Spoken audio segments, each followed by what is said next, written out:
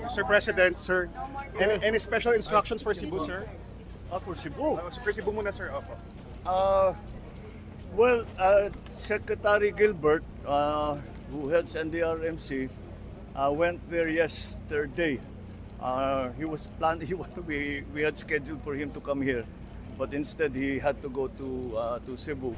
We are still assessing the damage there, but the earthquake was very strong. Pagka yung mga ganyang klaseng numbers, that's a very big number already. So we're assessing the damage, we're assessing the needs na pangangailangan. We are here now because Masbate was completely hit. Suffered a solid hit from Opong.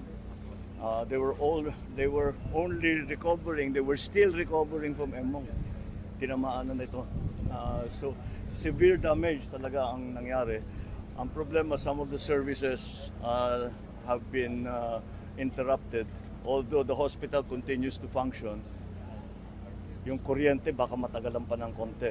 But because we have to be very sure that it's safe bago natin i-on ang kuryente. Yung mga sa DSWD na mga assistance, cash assistance at saka food packs, kumpleto naman tayo. Nakapag-respond sila within less than 24 hours, nandito na sila. Because we already knew that kailangan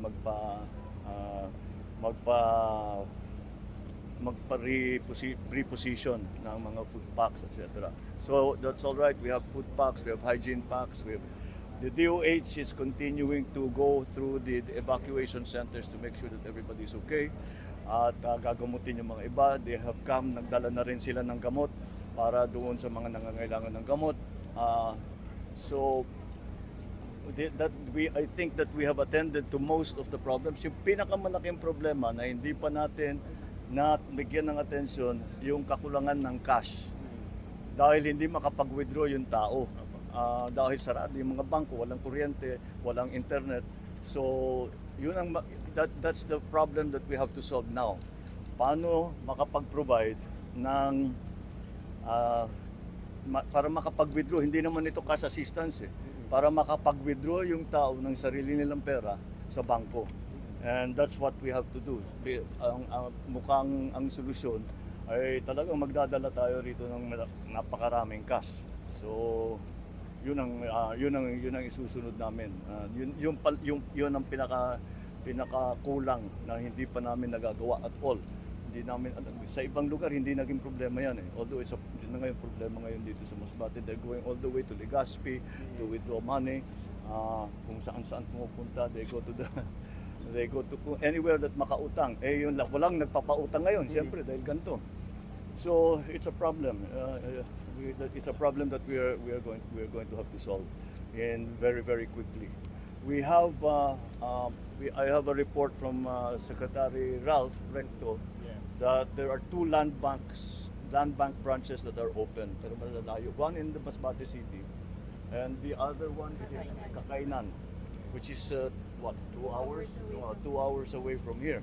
So very inconvenient para sa tao, but we'll try to improve that situation as soon as we can. The overwhelming ang damage dito talagang ang sabi sa akin, kahit yung mga matatanda dito sa Masbate, wala silang naaalala na bagyo na ganito kalakas na dumaan dito sa Masbate. Kaya we have to do a lot of work para ma-recover lahat, makabawi ang tao.